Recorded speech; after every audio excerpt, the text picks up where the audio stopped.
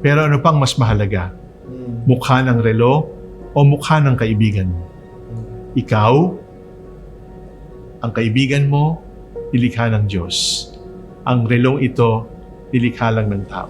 Oh, what's up mga kabayan? Nagbabalik na naman tayo para sa panibagong video na kung saan pag-uusapan naman natin mga kabayan itong pagdalo, no? Ni Pangulong Duterte dyan sa House of Crocs mga kabayan, no? Yan yung pag-uusapan natin at alam naman natin mga kabayan na nagbigay ng pahayag ito si Pangulong Duterte sa SMNI with Atty. Sal Panelo na kung saan gustong-gusto na niya na umattend, kaso nga lang itong mga House of Crocs wala namang pinadadalang invitation, di ba mga kabayan? But anyway, no? Ginagawa na natin dito sa ating channel na imbitahan kayo mga kabayan. Kung bago pa lang kayo na nakapanood ng ating video, inaanyayahan ko kayo na mag-subscribe at syempre mag-like na rin kayo at mag-share. Diyan pa lang mga kabayan, sulit na at masaya na tayo mga kabayan. At yun, syempre, ang pag-uusapan natin mga kabayan ay rin pagdalo ni Pangulong Duterte patungkol dito sa drugs, no? Itong drugs na to. Ito mga kabayan, sabi dito ni Pangulong Duterte, pakinggan natin sa balita ng SMNI mga kabayan. Handang humarap sa pagdinig ng Quadcom sa Kamara si dating Pangulong Rodrigo Duterte kaugnay sa war on drugs ng kanyang administrasyon. Narito ang balita ni Hannah Jane Sancho. I would be happy to appear in both the upper and the lower house of Congress. Handang humarap sa investigasyon ng Kamara at Senado si dating Pangulong Rodrigo Duterte kaugnay sa kampanya laban sa iligal na droga ng kanyang administrasyon. Yun nga lang, wala pa raw itong natatanggap na formal na imbitasyon mula sa Quad Committee sa Kamara na nagsasagawa ngayon ng pagdinig hinggil sa umano'y extrajudicial killing sa war on drugs. So diyan mga kabayan, nasabi ni Pangulong Duterte, no, at saka ni Atty. Sal Panelo, noong mga panahon na yan mga kabayan na na-interview sa dyan, wala pa naman talaga, ano. At ang sabi nitong mga huwad ko, mga kabayan, lalong-lalo na si Benny Abante at saka si Barbers, ay meron daw silang imbitasyon na while naman na walang natatanggap. At siyempre mga kabayan, ituloy muna natin bago tayo tumuloy doon sa imbitasyon. Dagdag pa ng dating Pangulo, wag na raw magpatawag ng kung sino-sinong tao mga ito at siya na lamang daw ang ipatawag dahil siya rin ang idinidiin sa investigasyon. Tama. And because there are many persons already called or about to be called, baka may mga ibang tao pa mag-ano. Kung ito lang naman, it's all about me, di ako na lang. Bakit pa yung ibang tao? Ako na. Ganyan mga kabayan, ang isang leader, no mga kabayan, palakpakan natin yan sa Pangulong Duterte. Ganyan dapat talaga ang isang leader mga kabayan, yung may balls, hindi yung nako, kung yung mong tatanungin, we. Diba? Tama yan mga kabayan. Ganyan dapat ka yung Pangulo. Total naman ganun din naman yung sinabi niya nung siya'y nanunungkulan mga kabayan. Nasagot niya ang mga kapulisan sa kahit anong mangyari. Maliban lang doon mga kabayan sa hindi sumusunod sa utos, di ba? Lalo na yung mga tiwali at mga tinatawag na ninja cap, dapat yun hindi talaga hindi niya sagutin kasi sala mga kabayan sa inutos ng dating Pangulo. Diba? Tuloy natin mga kabayan. Mismo ang tawagin nila. Anya, handa nitong sagutin ang mga katanungan ng mga mambabatas sa naturang issue. Sa mga nagdaang pagdinig, tinuturo ng mga resource person ng Quadcom ang dating Pangulo na umano'y nagpatumba sa mga high-profile inmates na may kinalaman sa iligal na droga. Mayroon din daw ipinatutupad na reward system sa implementasyon ng war on drugs kung saan umaabot umano ng 20,000 piso hanggang 1,000,000 piso ang reward depende sa level ng pagkakasangkot sa droga ng maaaresto o mapapatay. Bagay na pinasinungalingan naman mismo ni dating Pangulong Duterte. Walang pulis na papasok sa ganun. Makukulok sila. Why would they accept that kind of agreement when it will later on bring their downfall? Yan ang sinasabi ng reward, walang reward yan. Hindi ako magbibigay ng reward. Paglilinaw pa ni Duterte, hindi niya kailanman ipinag-utos sa mga pulis na basta na lamang pumatay ng mga sangkot sa iligal na droga. Yan nga mga kabayan, kasi ang pinalabas kasi nitong mga nandyan sa huwad ko, mga kabayan, yung reward system na yan, ang narinig ko dati sa balita mga kabayan, wala namang ganong utos, no? Maliban na lang yata doon sa mga pugante, yung talagang literal na pugante na kailangan na pinaghahanap ng batas, yun may reward. Diba? Like for example, yung murderer, diba? Merong ganun na reward system, yung pugante na ganon. Pero tong mga sa drugs, wala akong narinig mga kabayan. Siguro it's better na mag-research pa rin tayo kung meron talaga. At sa ganun, maging fair naman tayo mga kabayan dito sa sinasabing usapin na to ng war on drugs ng dating administrasyon. At pangalawa mga kabayan, talaga namang ang daming nasisirang pangalan, no? Masyado kasi mga kabayan nagpapabango itong mga House of Crooks na to kay Tambalos-los. Diba? Dahil sa ganun bumabaha ng pera diyan. Ano pa ba mga kabayan ang kanilang motibo? Samantalang nung panahon ni Pangulong Duterte, yung mga ini pabor na pabor. Diba? Lalo na si Paduano mga kabayan, si Paduano ang gumisa dyan kaya nakakulong niya si Leila de Lima. Diba? Si Paduano ang isa doon sa mga congressman na nagdinig-dinig ng hearing niya ni Kerwin Espinosa. And now, here comes, di ba? Mas pinapabura nila yung drug lord kaysa yung confessed drug lord kaysa doon sa mga pulis na nagtrabaho ng matino, di ba mga kabayan? Kasi nga, ayan, ganyan yung pamamalakad ng administrasyon. Sala mga kabayan, o tuloy natin.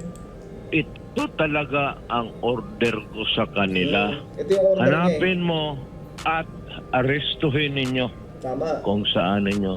Bring them to me. Pero pagka lumaban at nakita ninyo na ang sarili ninyong buhay ay mapalagay sa alanganin, patayin ninyo. Kasi ayaw kong makita ang pulis ko na ang mamatay kaysa kriminal. Sakali naman daw na imbitahing dumalo sa pagdinig ng Kamara ang dating Pangulo, ay marami itong sasabihin sa taong bayan. Sa huli, ipinapaubay din ng dating Pangulo sa publiko ang paghusga sa war on drugs ng kanyang administrasyon kung nakatulong ba ito o hindi. Para Yan mga kabayan, narinig natin, di ba? Nawiling si Pangulong Duterte na umattend ng hearing dyan sa House of Crooks mga kabayan. At may isa pa nabanggit din ni Congressman Abante yung kung dadalo daw si Pangulong Duterte iwas-iwasan daw yung pagmumura mga kabayan. Natakot mamura mga kabayan nito si Abante. Dapat nga yung mga kabayan na namumura.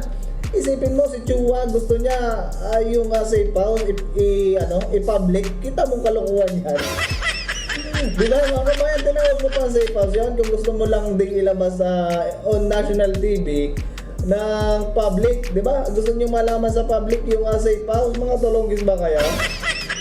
Anyway mga kabayan, dyan sabi ni Pangulong Duterte na willing siyang umattend, no?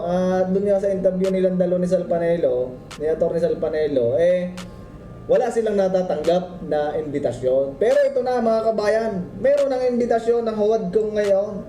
Tingnan natin mga kabayan ngayon kung ito ba ay dadaluhan ng ating dating Pangulo. Ang sabi diyan mga kabayan, sobrang liit kasi di natin mabasa.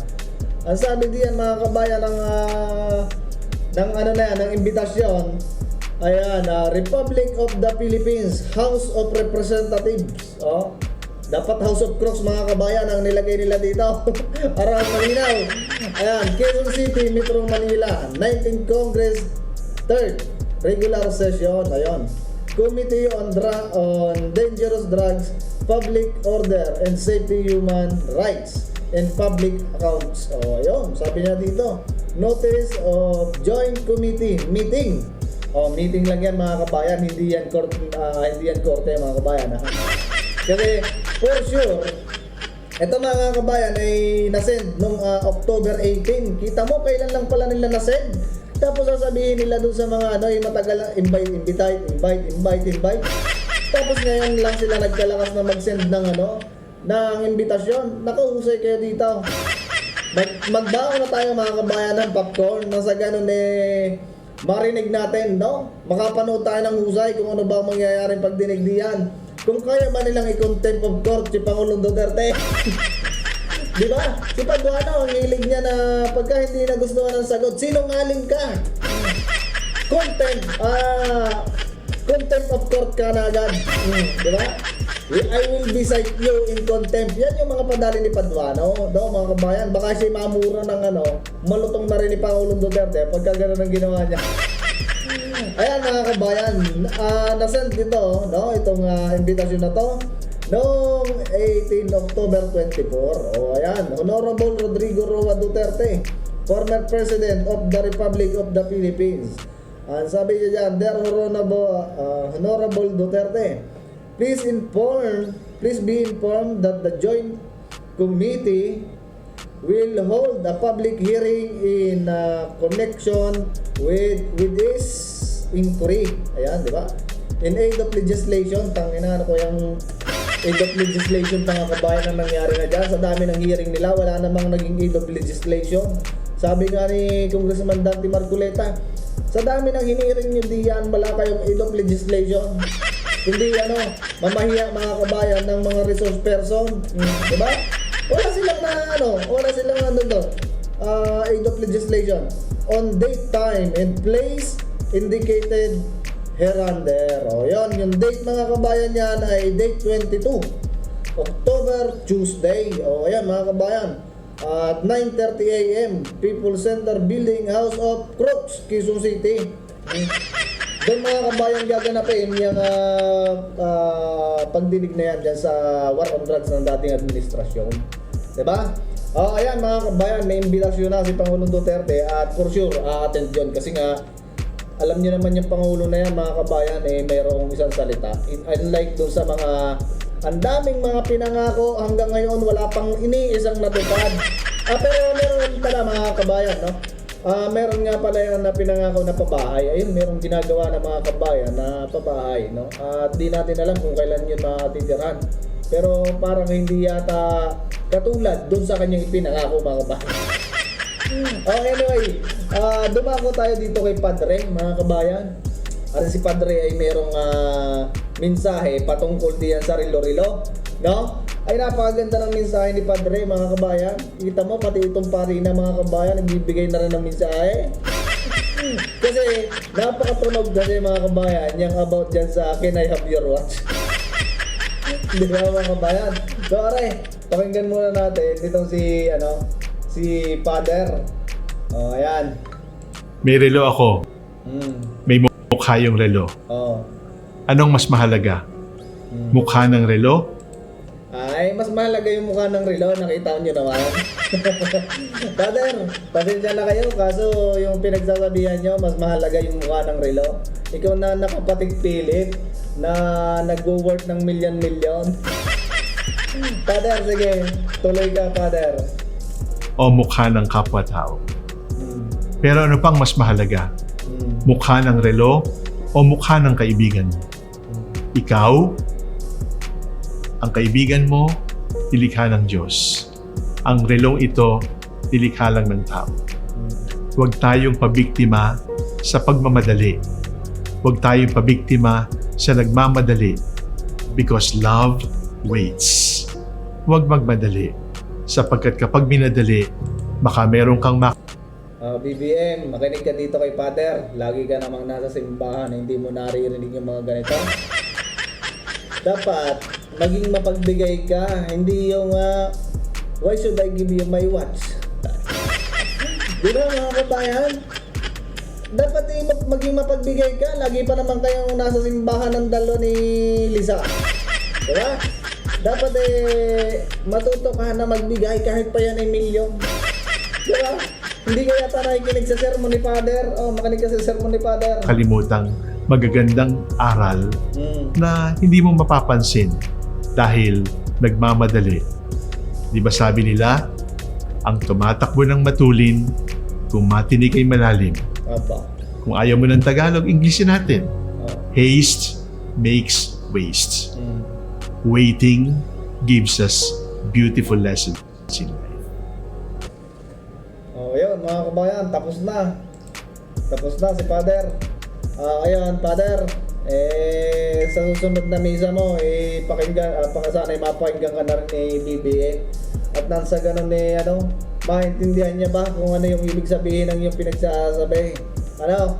So alright mga kabayan, maraming salamat sa inyong panonood. At I hope na manood tayo nitong darating na aid of legislation inquiry about dyan sa war on drugs ng dating administrasyon mga kabayan. So ayun, pabuhay ang lahat mga kabayan at sana maging okay na ang ating pamamahala dyan sa gobyerno ng ating administrasyon ngayon. At ayun mga kabayan, bye bye, adios sa inyong lahat.